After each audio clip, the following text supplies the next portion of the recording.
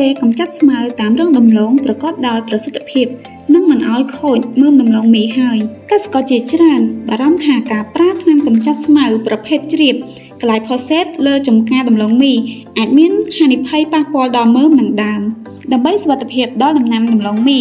ខាងយើងខ្ញុំសូមណែនាំម្ចាស់ចម្ការ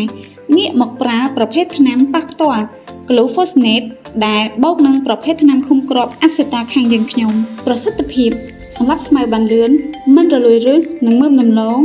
ទប់ស្មៅថ្មីមិនឲ្យដោះឡើងវិញជួយកាត់បន្ថយចំណាយលើការបាញ់ថ្នាំច្រើនដងដែលអាចគ្រប់គ្រងស្មៅបាន3ខែវិធីប្រើ